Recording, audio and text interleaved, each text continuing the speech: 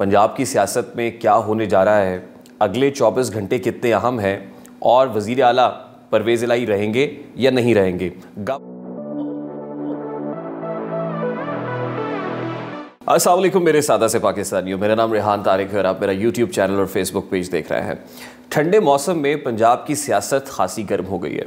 पंजाब की सियासत में क्या होने जा रहा है, अगले 24 घंटे कितने अहम हैं और वज़ीर आला परवेज़ इलाही रहेंगे या नहीं रहेंगे। गवर्नर पंजाब, जिनकी तरफ से एक्सपेक्ट किया जा रहा था कि गुज़श्ता रात कोई ऐसा नोटिफिकेशन रात 12 बजने के बाद आ जाएगा, एक डिक्लेरेशन जिसमें सीएम पंजाब को डी नोटिफाई कर दिया जाएगा, वो डिक्लेरेशन तो नहीं आया, लेकिन अता तारड़ की एक धुआंधार प्रेस कॉन्फ्रेंस ज़रूर आई। और अता तारड़ ने उस प्रेस कॉन्फ्रेंस के अंदर ये बताने की कोशिश की कि गवर्नर पंजाब तहम्मुल मिजाजी से काम ले रहे हैं, बुर्दबारी का मुजाहरा कर रहे हैं और आइनी और कानूनी काम कर रहे हैं। वो कोई भी गैर आइनी या गैर कानूनी इकदाम नहीं करेंगे। अभी तक गवर्नर पंजाब की तरफ से ये किया गया कि जब article 130 clause 7 of the constitution के मुताबिक वज़ीर आला पंजाब परवेज़ इलाही को एतमाद का वोट लेने का कहा गया, तो 4 बजे से पहले एक और मरासला भी भेजा गया और वो मरासला एक रिमाइंडर था कि आपको आज 4 बजे एतमाद का वोट लेना है, जिसके लिए सेशन बुलाना बहुत ज़रूरी है।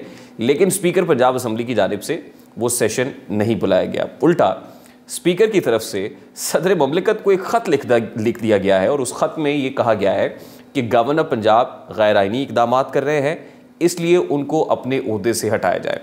अब दोनों तरफ से अपने अपने मानों में आइन की तशरीह करने की कोशिश की जा रही है। गोया आइन कोई मोम की गुड़िया है जो किसी के भी सूटेबल अरेंजमेंट के मुताबिक तपिश से पिघल जाएगी, यानी जिसका जब जी चाहेगा वो उसको अपने मुताबिक मोल्ड कर लेगा। हमने ये सुना था कि आइन जो है मुकद्दम चीज़ है, कानून सबसे मुकद्दम है और कोई भी अबव द लॉ नहीं है, कोई भी अबव द कॉन्स्टिट्यूशन नहीं है। लेकिन अनफॉर्चुनेटली हमारे यहाँ सभी अबव द कॉन्स्टिट्यूशन काम कर रहे हैं। जिसका जो जी चाहता है वो उस तरह से आइन की तशरीह लेकर सामने आ जाता है। स्पीकर पंजाब असम्बली के मुताबिक यानी पाकिस्तान तहरीक इंसाफ रूलिंग कोलिशन के मुताबिक वो ठीक कर रहे हैं, ऑपोजिशन इत्तेहाद के मुताबिक वो आइनी और कानूनी काम कर रहे हैं, यानी एक पॉलिटिकल टग ऑफ वॉर, सियासी रस्साकशी पंजाब के अंदर जारी है। और रात गए चंद इंपॉर्टेंट डेवलपमेंट्स ये भी हुई कि चीफ सेक्रेटरी अब्दुल्ला खान सुंबुल साहब, जिनके पास एक्टिंग चार्ज था चीफ सेक्रेटरी का, उनको मुस्तकिल किया गया। आईजी पंजाब जो मौजूद नहीं थे, कायम मकाम आईजी काम कर रहे थे, एडिशनल आईजी के ओहदे पर थे, आईजी पंजाब भी आ गए और आमिर जुल्फ़िकार खान को आईजी पंजाब तैनात कर दिया गया। फिर सीसीपीओ लाहौर जो परवेज़ इलाही या तहरीक इंसाफ या इमरान खान की आंख का तारा है, उनको भी ओएसडी बनाने की बातें हो रही हैं कि वहाँ भी विफाक हरकत में आएगी और ओएसडी बना दिया जाएगा सीसीपीओ लाहौर को। यानी प्रैक्टिकली तो विफाक ने सूबे के इंतज़ामात खासी हद तक संभाल लिए हैं। फिर हमने देखा इंटीरियर मिनिस्ट्री की तरफ से कल एक लेटर आया जिसके मुताबिक एफसी और रेंजर्स पंजाब में तैनात कर दी गई हैं। एटलीस्ट गवर्नर हाउस की सिक्योरिटी पर तो रेंजर्स और एफसी मामूर होंगी। और शायद ये इसलिए भी है कि हमने अब से कुछ रोज़ पहले ही, आपको याद होगा कि जब पर्चा नहीं कट रहा था इमरान खान साहब का, तो उस वक्त बेसब्री के आलम में गवर्नर हाउस के बाहर एक एहतजाज किया गया था, सीसीटीवी कैमरे तोड़े गए थे, वहाँ पर लगी हुई लाइट्स और गेट को तोड़ा गया था।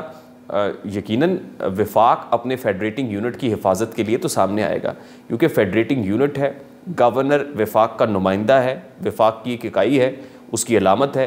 तो यकीनन विफाक जब ये देखेगा कि उसका नुमाइंदा महफूज नहीं है या वो प्रेमिसेस महफूज नहीं है, तो वो ये हक महफूज रखता है कि वहाँ पर एफसी या रेंजर्स को तैनात किया जाए।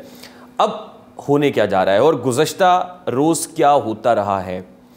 देखिए, 2 पावर सेंटर्स इस वक्त काम कर रहे हैं, बल्कि मैं तो यूँ कहूँगा 3 पावर सेंटर्स हैं। एक पावर सेंटर वो था जो कल गवर्नर हाउस के अंदर था। गवर्नर हाउस में जो कानूनी और आइनी माहिरीन हैं, जो मुशीर हैं गवर्नर के, वो मौजूद रहे। ना सिर्फ कानूनी और आइनी मुशीर रहे बल्कि सियासी मुशीर भी वहाँ पर मौजूद थे, सियासी पंडित भी थे जो गवर्नर साहब को एडवाइसेस दे रहे थे। दूसरा पावर सेंटर परवेज़ इलाही का है जो वज़ीर आला पंजाब हैं। और तीसरा बड़ा इंपॉर्टेंट पावर सेंटर ज़मान पार्क है और ज़मान पार्क में बहुत सारे डिसीजंस वहाँ भी हो रहे हैं। वहाँ पाकिस्तान तहरीक इंसाफ के जो आला ओहदेदार हैं मौजूद रहे, मीडिया टॉक्स भी करते रहे। इस वक्त जो ज़मान पार्क वाला पावर सेंटर है, शायद वो भी ये चाह रहा था कि मामला महाज़राई की तरफ बढ़े, मामला तसादम की तरफ बढ़े, मामला कोलिशन कोर्स की तरफ बढ़े, शायद यही सूट करता है उनको भी। परवेज़ इलाही साहब वाला जो पावर सेंटर है वो बीच में कहीं ना कहीं रगड़ा खा रहा है, क्योंकि परवेज़ इलाही को इस बात का इदराक है कि उनकी वजारत आला अब चंद दिन की मेहमान है। शायद यही वजह है कि उजलत में कल के दिन भी हमने देखा कि वो काम किए गए जो खिलाफ कानून है, खिलाफ आइन है।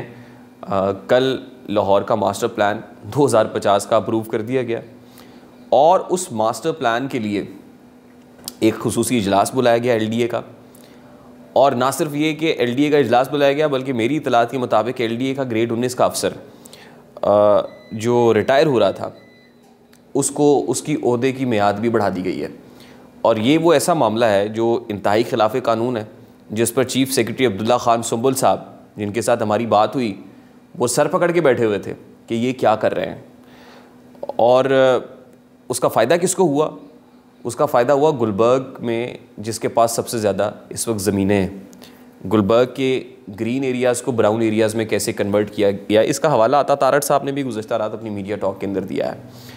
तो वहाँ बैठे बैठे कौन करोड़ों से अरबोपति हो गया सिर्फ इस मास्टर प्लान की अप्रूवल से। तो इतनी जल्दी क्या थी? फिर शक तो ये भी पड़ता है कि ये जो खान साहब ने गैप रखा था असम्बलीज़ डिज़ोल्व करने, तो इस दौरान कुछ ऐसे इकदामात करने मकसूद थे कि उनकी हुकूमत रहे और वो कुछ ऐसी कानून साजी भी कर लें, जैसे लाहौर का मास्टर प्लान है वो भी बना लें और रातों रात अरबों रुपए का चूना भी लगा दें। तो ये तो हो गया है। अब सवाल सादा सा ये है कि जब ये सब कुछ हो रहा है तो फौरी तौर पर गवर्नर पंजाब ने चीफ मिनिस्टर को डी नोटिफाई क्यों नहीं किया? बात यह है कि जिस वक्त नेशनल असम्बली के अंदर तहरीक अदम एतमाद आ रही थी, तो उस वक्त के वफाकी वज़ीर कानून जनाब फवाद चौधरी साहब ने आर्टिकल 5 पढ़कर सुनाया था। आर्टिकल 5 पढ़कर ये कहा था कि ये जो तहरीक अदम एतमाद है ये साजिश पर मबनी है, इसलिए स्पीकर रूलिंग दें और इस तहरीक को मुस्तरद कर दें।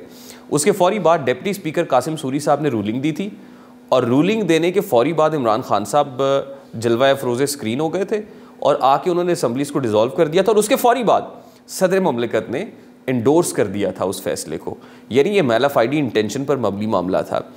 तो गवर्नर ने अपनी बसीरत को इस्तेमाल करते हुए, अपने कानूनी मुशीरान की राय को मुकद्दम जानते हुए ये फ़ैसला किया कि कोई ऐसा इकदाम ना किया जाए जिससे ये लगे कि मामला बदनीयती पर मबनी है या मैलाफाइडी इंटेंशन है। तो इसलिए उन्होंने डिक्लेरेशन इशू नहीं किया, उसमें कुछ वक्त दिया है।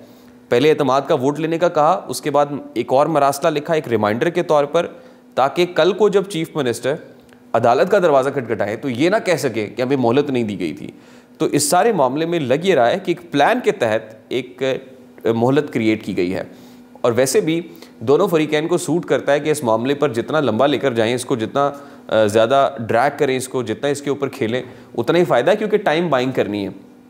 टाइम बाय होगा, जितना वक्त गुजरेगा उतना जो जनरल इंतखाबात, आम इंतखाबात जो है उनकी उम्मीद मादूम पड़ती जाएगी।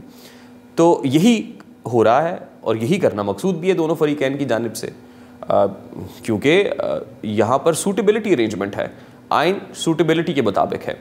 हमारी इतलात ये है कि पंजाब के अंदर हुकूमत को तब्दील करने का जो सफ़र है वो असम्बलीज़ डिज़ोल्व करने के फ़ैसले से बहुत पहले शुरू हो चुका था। आसिफ अली जरदारी साहब प्रैक्टिकली मुतहर्रिक हो चुके थे, शहबाज शरीफ साहब के साथ मुलाकातें हो रही थी, साउदर्न पंजाब के लोगों से मुलाकातें हो रही थी। इस वक्त एतमाद के वोट लेने से परवेज़ इलाही इसलिए हिचकिचा रहे हैं कि परवेज़ इलाही को बखूबी इस बात का इदराक है कि सरदार हुसैन दरेशक, जो सरदार नसरुल्लाह दरेशक के साहबजादे हैं, वो उनके साथ ठनी हुई है। उनको कैबिनेट के इजलास के अंदर कैसे गेट आउट होने का कहा गया। और फिर एक और MPA है राव आमिर साउदर्न पंजाब के, वो भी नाराज़ हैं। एक ग्रुप है साउदर्न पंजाब के MPs का जो खासे नाराज़ है, जो इमरान खान के सामने तो कुछ कहते हैं लेकिन पसे पर्दा कुछ और कहते हैं, जो पीपल्स पार्टी के साथ भी राब्ते में हैं। और सदर आसिफ अली जरदारी साहब ये समझते हैं कि साउदर्न पंजाब में जो पीपल्स पार्टी को डेंट डाला गया, अब अपने MPA अपने लोग वागुजार कराने का वक्त आज पहुँचा है पाकिस्तान तहरीक इंसाफ से। तो ये बहुत अरसे पहले से ये प्लान के ऊपर अमल हो रहा था, इसीलिए पंजाब में 4 महीने से इजलास जारी था, उसको फ़रोग नहीं किया जा रहा था, उसको एडजर्न तो किया जाता था, मुलतवी किया जाता था, लेकिन ख़त्म नहीं किया जा रहा था, इसी डर से कि जिस दिन इजलास ख़त्म होगा तो अदम एतमाद की तहरीक आ जाएगी। एतमाद का वोट लेने का गवर्नर कह देंगे। अब एतमाद का वोट लेने का कहा गया है तो कितना बड़ा अलमिया है। अलमिया ये है कि एक ऐसा चीफ मिनिस्टर जिसके पास नंबर पूरे नहीं हैं वो असेंबली डिसॉल्व करने का फैसला करेगा, तो क्या उसके पास वो रिक्वायर्ड मैंडेट है? क्या वो ये फैसला कर सकता है? बिल्कुल वैसे ही जैसे सेंटर में अदम एतमाद की तहरीक आई, खान साहब को पता था उनके पास नंबर्स पूरे नहीं हैं, लेकिन खिलाफ कानून असेंबलीज डिसॉल्व करने का फैसला हुआ, कोर्ट ने सेट असाइड कर दिया। इसी तरह यहाँ भी परवेज़ इलाही साहब को पता है कि उनके पास नंबर्स पूरे नहीं हैं और नंबर्स पूरे ना होने के बावजूद असेंबलीज डिसॉल्व करने का फैसला करने जा रहे हैं, तो क्या ये तौहीन नहीं है उन लोगों की, उन कॉन्स्टिट्यूएंट्स की जिन्होंने अपने लोगों को मुंतखब करके असेंबली में पहुँचाया है, उन लोगों की जो असेंबली डिसॉल्व नहीं करना चाहते हैं, लेकिन चीफ मिनिस्टर यानी chief executive of the province अपना इख्तियार जोर बाजू पर असेंबली डिसॉल्व करने जा रहा है, तो ये बड़ा अनजस्टिफाइड है। अब होगा ये कि चीफ मिनिस्टर को अल्टीमेटली डी नोटिफाई किया जाएगा। चीफ मिनिस्टर साहब अफेक्टी के तौर पर अदालत का दरवाज़ा खटखटाएंगे, जो लग रहा है मुमकिनात में से है, और फिर मामला अदालत में पहुंचेगा। अदालत क्या कहेगी? अदालत यही कह देगी कि ठीक है, हम आपको रीइंफोर्स करते हैं एज ए चीफ मिनिस्टर, लेकिन आप वापस जाइए असेंबली में और असेंबली में जाके गवर्नर के कहने के मुताबिक एतमाद का वोट लें। जब एतमाद का वोट लेने की बारी आएगी तो 186 नंबर पूरे नहीं होंगे, अल्टीमेटली वज़ीर आला की वजारत आला जाती रहेगी।